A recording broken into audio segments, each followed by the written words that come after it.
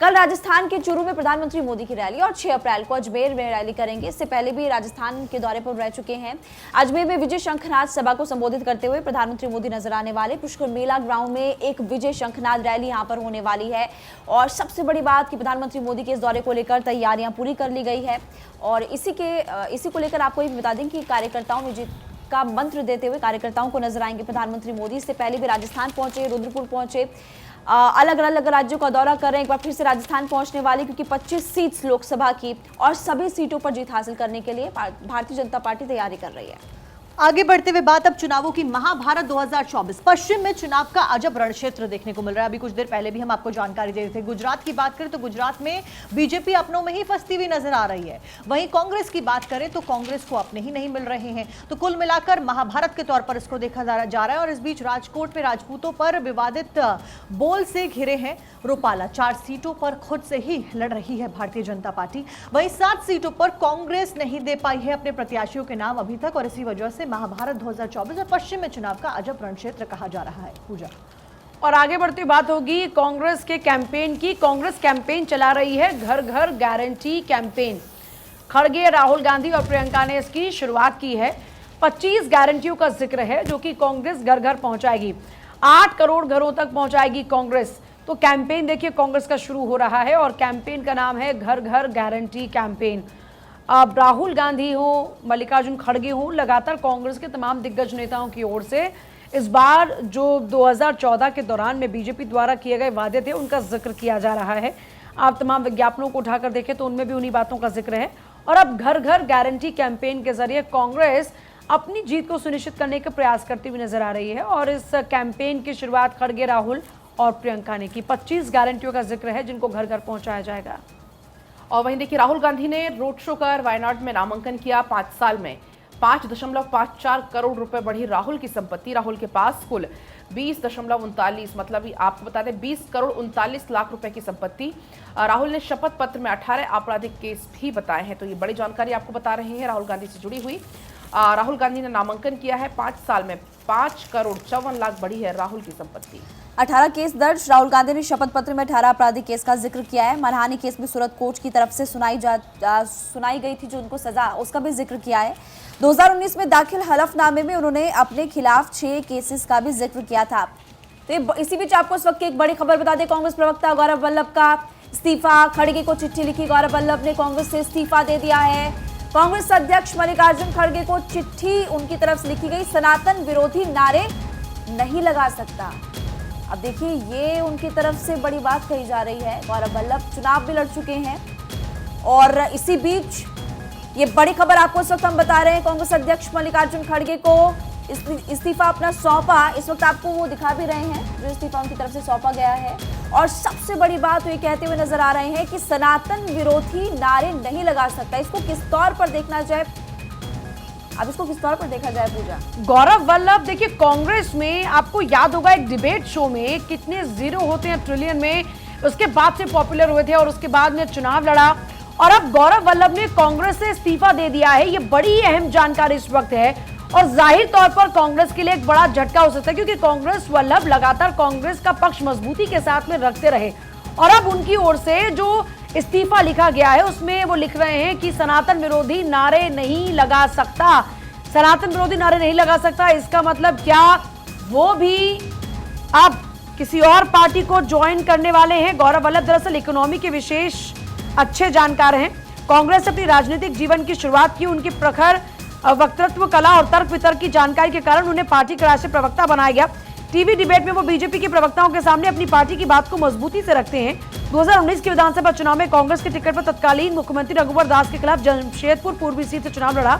हालांकि वो चुनाव जीते नहीं, लेकिन अब ये जाहिर तौर पर एक बड़ा झटका हो सकता है। 42 साल की उम्र है उनकी। जोधपुर जिले के पीपर गांव के रहने वाले हैं। पीपार से प्राथमिक शिक्षा के बाद गौरव ने पाली के बांगड़ कॉलेज से उच्च शिक्षा प्राप्त की। इसके बाद उन्होंने महर्षि दयानंद सरस्वती विश्वविद्यालय अजमेर से स्नातक की डिग्री हासिल की। राजस्थान विश्वविद्यालय जयपुर से पीएचडी की और बाद में वो XLRI कॉलेज में प्रोफेसर बने जमशेदपुर में।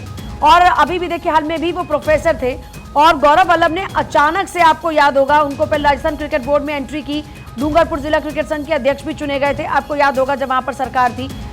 लेकिन अब गौरव वल्लभ ने कांग्रेस से इस्तीफा दे दिया है। ये एक बड़ी जानकारी इस वक्त है। कांग्रेस अध्यक्ष खड़गे को उन्होंने चिट्ठी लिखी है और वो लिख रहे हैं कि सनातन विरोधी नारे नहीं लगा सकता।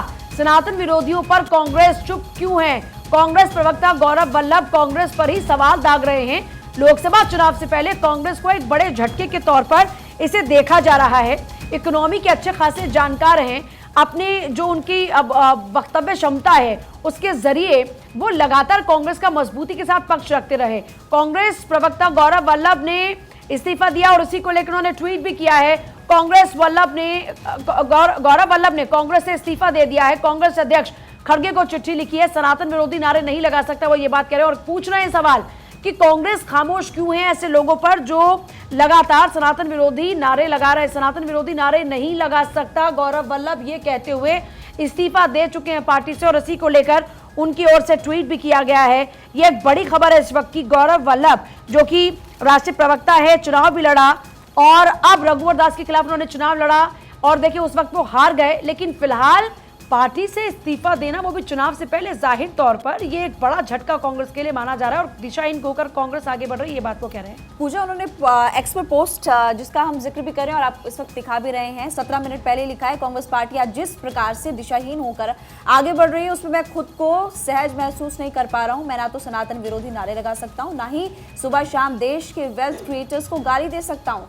इसलिए मैं पार्टी के सभी पदों और प्राथमिक सदस्यता से इस्तीफा दे रहा हूँ। तो ये फिलहाल उनकी तरफ से एक तो पोस्ट जो किया गया है उसको देखकर कई सवाल ये खड़े हो रहे हैं कि आखिर एक तो सनातन विरोधी बात वो कह रहे हैं, ऊपर से सुबह शाम देश के वेल्थ क्रिएटर्स को गाली नहीं दे सकता, इस तरह की बातें किस ओर इशारा करती देखना काफ़ी ज़्यादा महत्वपूर्ण होगा साक्षी। बिल्कुल, और इस बीच वो लेटर भी आपकी स्क्रीन पर जो कि कांग्रेस अध्यक्ष मल्लिकार्जुन खड़गे को उनके द्वारा लिखा गया है। फिलहाल गौरव वल्लभ अगला कदम क्या कुछ उठाते हैं इसके ऊपर नजरें लगातार सबकी बनी हुई, वो भी ठीक चुनावों से पहले। इस बीच आगे बढ़ते हैं, हर राज्य में अलग अलग समीकरण देखने को मिल रहे हैं। चुनावों से संबंधित खबरें हम आपको बता रहे हैं। इस बीच 3 चुनावों में आपको जानकारी दे दें कि हारे क्षेत्रों पर भारतीय जनता पार्टी की माइक्रो मैनेजमेंट फिलहाल चल रही है। 200 सीटों की खास रणनीति पर टिका है एनडीए का 400 पार का दम। केरल में बीजेपी को 3 चुनाव में एक भी सीट नहीं मिली, खाता नहीं खुला। केंद्रीय मंत्रियों ने फिर किए 430 दौरे। तो फिलहाल जिन राज्यों में बीजेपी का खाता नहीं खुला, जिन सीटों के ऊपर बीजेपी जीत नहीं हासिल कर पाई, उन सभी सीटों के ऊपर खासा रणनीति और माइक्रो मैनेजमेंट यानी कि छोटी छोटी चीजों को मैनेज करते हुए उनके ऊपर फोकस करते हुए बीजेपी आगे बढ़ रही है, क्योंकि 400 पार का नारा फुलफिल करना है। देखिए जाहिर तौर पर 3 राज्य जहां पर खाता नहीं खुला वहां पर भी इस बार पूरी जोर आजमाइश लगातार जारी है और माइक्रो मैनेजमेंट जो कि यूएसपी है बीजेपी की, उसी पर इस वक्त फोकस है इन राज्यों के अंदर भी और वहां पर स्ट्रैटेजी इस तरीके से बनाई जा रही है कि अब इस बार एक मजबूत एंट्री हो। आगे बढ़ते हुए बात होगी केजरीवाल की। अरविंद केजरीवाल दिल्ली के मुख्यमंत्री जो कि इस वक्त शराब घोटाला मामले में सलाखों के पीछे हैं, न्यायिक हिरासत में हैं। केजरीवाल को गिरफ्तारी से सहानुभूति नहीं, केजरीवाल पर विशेषज्ञों की राय, भ्रष्टाचार के विरोध से सत्ता मिली थी। केजरीवाल समर्थक खुद को ठगा हुआ महसूस कर रहे हैं। केजरीवाल से हुई निराशा दूसरे नेताओं की तुलना में ज्यादा है। उन्होंने स्वच्छ राजनीति का वादा किया था। आपको याद होगा अन्ना आंदोलन जिसमें भ्रष्टाचार के खिलाफ में ही आवाज बुलंद की गई थी। अन्ना हजारे, अरविंद केजरीवाल, मनीष सिसोदिया तमाम इस वक्त संघर्ष कर रहे थे और देश में भ्रष्टाचार के खिलाफ लोगों को जागरूक करने का काम किया। लेकिन आज भ्रष्टाचार के ही आरोप में अरविंद केजरीवाल सलाखों के पीछे हैं, तो जाहिर तौर पर दूसरे नेताओं की तुलना में ये ज्यादा दुखदायी है। और चलिए आगे बढ़ेंगे, एक और बड़ी खबर आपको इसी से जुड़ी हुई बताएंगे। केजरीवाल की याचिका पर फैसला सुरक्षित है, चुनाव है तो कोई ना पकड़े, ये कैसे संभव है, ईडी की तरफ से कहा गया। सबूत नहीं है कि मैं अपराध में शामिल, केजरीवाल ने कहा। केजरीवाल इस्तीफा नहीं देंगे, संजय सिंह की तरफ से कहा गया। जब से गिरफ्तारी हुई है केजरीवाल की, तब से आम आदमी पार्टी के कोई भी मंत्री बार बार इसी बात का वो जिक्र करते हैं कि कुछ हो जाए लेकिन केजरीवाल इस्तीफा नहीं देंगे, जेल से वो सरकार चलाएंगे और यही बात कहते हुए संजय सिंह नजर आए। दरअसल आपको बता दें, ईडी का कहना है कि मामले में जब प्रभावशाली लोग शामिल होते हैं तो ऐसे में सबूत जुटाना मुश्किल हो जाता है। इसलिए कानून ये है कि जब ये लोग शामिल होते हैं तो गवाहों पर भरोसा किया जा सकता है, ईडी का ये कहना है। दरअसल आपको बता दें, इस पूरे मामले में जब संजय सिंह बाहर आते हैं, उनके द्वारा यहाँ पर एक रोड शो टाइप किया जाता है, उस दौरान भी वो कहते हुए नजर आते हैं कि केजरीवाल इस्तीफा नहीं देंगे और ये यहाँ पर उत्सव मनाने का समय नहीं, ये संघर्ष का समय है, क्योंकि अभी जो हमारा मुखिया है वो फिलहाल जेल में है। किरण बेदी के स्टेटमेंट की बात कर लेते हैं और उनकी तरफ से क्या स्टेटमेंट दिया गया है। What max women leaders effective पर उन्होंने कहा कि गलत बोलने वालों को आज भी मुक्का नहीं मारती। महिलाओं को बात रखने पर बदतमीज कहा जाता है। डर को बेटियों की जिंदगी पर हावी ना होने दे। तो फिलहाल देखिए टिप्पणी उन्होंने महिलाओं को लेकर की है कि किस तरह से महिलाओं को आगे बढ़ना चाहिए। आगे बढ़ते हुए अगली खबर का रुख करते हैं। आपको बता दें कि एनएसए अजित डोभाल ने कहा है कि सीमा पार आतंक से निपटना बहुत ज्यादा जरूरी है। उन्होंने कहा कि शंघाई सहयोग संगठन की बैठक में वो मौजूद रहे। इस दौरान उनके द्वारा अहम चर्चा की गई, बातें की गई और उन्होंने कहा कि आतंक के मददगारों को जवाबदेही ठहराना जरूरी है, यानी कि उन्हें जवाबदेह ठहराना बहुत ज्यादा जरूरी है। एनएसए अजित डोभाल के द्वारा ये अहम बातें कही गई। और चलिए बात होगी फाइनेंशियल ईयर 2024 जिसमें 7.5 रह सकती है भारत की जीडीपी। ये वर्ल्ड बैंक के पहले के अनुमान से 1.2% ज़्यादा है। सर्विस सेक्टर में तेजी इसका कारण है। आरबीआई को 2024-25 में 7% जीडीपी की उम्मीद है। तो देखिए विकास दर के 7.5% रहने का अनुमान है।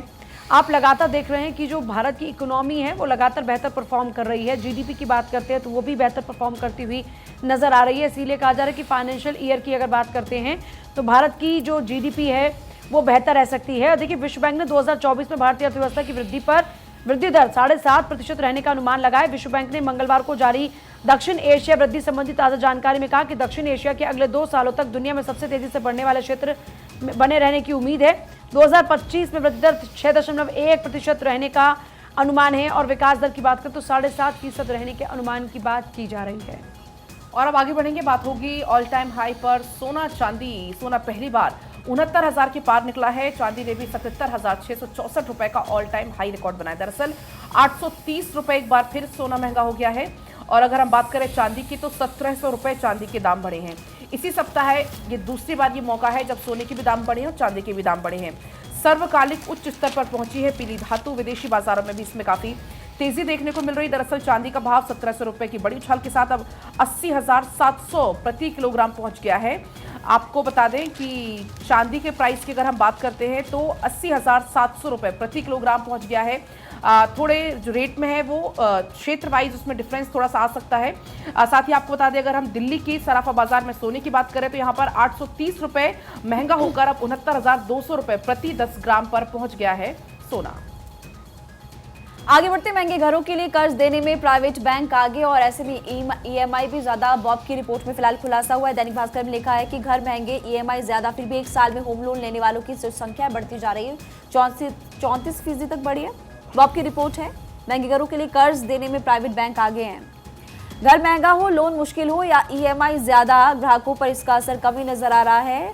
और ट्रेंड को बैंक ऑफ बड़ौदा की ताजा बैंक क्रेडिट रिपोर्ट से समझ सकते हैं, क्योंकि रिपोर्ट के मुताबिक देश में मार्च 22 से दिसंबर 23 के बीच सभी तरह के कर्ज औसतन 1.28% तक महंगे हो गए। उसके बावजूद भी लोग प्राइवेट बैंक से लोन ले रहे हैं। बढ़ते हैं आगे। अगली खबर, फोर्ब्स की लिस्ट में अंबानी 9वें अमीर व्यक्ति के तौर पर सामने आए हैं। मुकेश अंबानी दुनिया के 9वें सबसे अमीर व्यक्ति हैं। अडानी 17वें स्थान पर है। फोर्ब्स की रिपोर्ट में आपको बता दें कि अंबानी की संपत्ति 116 अरब डॉलर बताई गई इस रिपोर्ट के अनुसार। वहीं अडानी की संपत्ति 84 अरब डॉलर है, जो कि 17वें स्थान पर है और अंबानी 9वें स्थान पर है फोर्ब्स की रिपोर्ट में। देखिए और फोर्ब्स की सूची का जिक्र हो रहा है। मेरे पास में इस वक्त हिंदुस्तान अखबार है, फ्रंट पेज पर ही इसमें फोर्ब्स की सूची का जिक्र है। पहली बार भारत के 200 अरबपति इसी हेडलाइन के साथ में पूरी रिपोर्ट छपी है। मुकेश अंबानी 100 बिलियन डॉलर वाले पहले एशियाई व्यक्ति बने।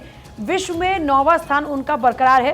पहले नंबर पर देश में सबसे अमीरों की अगर बात करते हैं मुकेश अंबानी, जिनके पास में 116 billion, Gautam Adani 84 billion, Shiv Nadar 36.9 billion, Savitri Jindal 33.5 billion, Dilip Sanghvi 26.7 billion, Cyrus Poonawalla 21.3 billion, Kushal Pal Singh, Kumar Birla, Radhakishan Damani, Lakshmi Mittal का नाम भी इसमें है। 116 बिलियन डॉलर की इनके पास में संपत्तियां हैं और इसी लिहाज से ये 200 लोग जो हैं भारत के अमीर, इनका नाम फोर्ब्स की इस सूची में है। और आगे बढ़ते बात होगी पाकिस्तानी सेना के खिलाफ सुनवाई की। आईएसआई का जजों पर दबाव डालने का आरोपों पर संविधान पीठ सुनवाई करेगी। पाकिस्तान सुप्रीम कोर्ट की फुल बेंच सुनवाई को तैयार है। न्यायपालिका में लगातार दखल दे रही है सेना। देखिए आपको याद होगा कि शुरुआत होती है सेना की इसी दखलंदाजी को लेकर और उसके बाद में कई जो वहाँ के जस्टिस है उनको एक पत्र आता है जिसमें कुछ इस तरह का पदार्थ रहता है जिसके कारण से उन लोगों की तबीयत खराब हो जाती है। और अभी खबर यह है कि पाकिस्तानी सेना के खिलाफ में सुनवाई होगी। पाकिस्तान सुप्रीम कोर्ट की फुल बेंच सुनवाई को तैयार है। मामला है न्यायपालिका में सेना के लगातार दखलंदाजी का।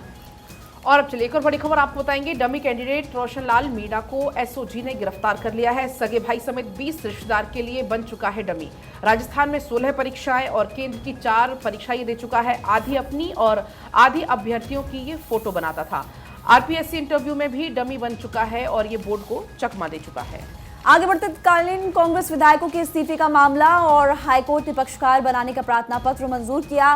धारीवाल महेश जोशी समेत 6 को मंजूरी मिली है। महेंद्र चौधरी, रामलाल जाट और संयम लोढ़ा को भी मंजूरी मिली। और इस बीच आगे बढ़ते हुए अगली खबर आपको बता दें कि सम्मान का प्रतीक 20 साल बाद कोर्ट का आदेश सामने आया। पुलिस से पिटने वाले वकील को मिलेगा मुआवजा। डॉक्टर निगम को 1 रुपये मिलेगा मुआवजा। इलाहाबाद हाई कोर्ट ने सुनाया अपना फैसला। अब 1 रुपये का मुआवजा यहां पर दिया जाएगा। और चलिए आगे बढ़ रहे बात होगी। अमेरिकी डेविन को टक्कर देगी भारत की देविका। केरल के मुफीद हमजा कुट्टी का कारनामा। आपस में ही बातचीत करेंगे 12 एजेंट मॉडल। तो अमेरिकी डेविन को टक्कर देगी भारत की देविका। केरल के मुफीद हमजा कुट्टी का कारनामा। आपस में ही बातचीत करेंगे 12 एजेंट मॉडल। और अब आगे बढ़ेंगे। एक और बड़ी खबर आपको बताएंगे। महाकाल के दर पर आशुतोष राणा पहुंचे। अभिनेता आशुतोष राणा ने महाकालेश्वर मंदिर में दर्शन पूजन किए। अर्चना की तस्वीरें भी आपको हम दिखाएंगे। देखिए, गर्भगृह में नंदी हॉल में बैठे हुए आपको नजर आ जाएंगे आशुतोष राणा। मध्य प्रदेश के ही रहने वाले हैं आशुतोष राणा। पहुंचे हुए हैं बाबा महाकाल का आशीर्वाद लेने के लिए। तस्वीरें आप देख सकते हैं महाकाल मंदिर में पूजा अर्चना उनके द्वारा की गई। नंदी हॉल की ये तस्वीरें आप देखिए जहां पर पहुंचे हुए हैं आशुतोष राणा। पूजा अर्चना करते हुए बाबा महाकाल का आशीर्वाद लेते हुए आपको नजर आ जाएंगे। महाकाल मंदिर में पूजा अर्चना की है। उज्जैन के दौरे पर है अभिनेता आशुतोष राणा, जो कि मध्य प्रदेश के ही गाडरवारा के रहने वाले हैं और फिलहाल ये उज्जैन पहुंचे हुए हैं बाबा महाकाल का आशीर्वाद लेने के लिए। तस्वीरें आप देख सकते हैं नंदी हॉल में मौजूद हैं और दर्शन करते हुए बाबा महाकाल के आशीर्वाद लेते हुए आपको नजर आ जाएंगे। और चलिए बात करते हैं आईपीएल सीजन 2024 के 16वें मैच की। आईपीएल कोलकाता की जीत की हैट्रिक लगी और केकेआर वर्सेस दिल्ली कैपिटल्स था। दिल्ली को 106 रन से हराया। सुनील की सुनामी देखने को मिली। 39 गेंदों में 85 रन ठोके और केकेआर ने 272 रन बनाकर जीता मैच। आईपीएल का दूसरा सबसे हाईएस्ट स्कोर अब तक का 272। हालांकि एसआरएच को बीट करने की पूरी कोशिश की, लेकिन यहाँ पर एसआरएच को बीट करने से थोड़ी सी चूक गई यहाँ पर टीम केकेआर। लेकिन फिलहाल 272 स्कोर्स बनाए गए, जिसकी खूब तारीफ कल हुई है।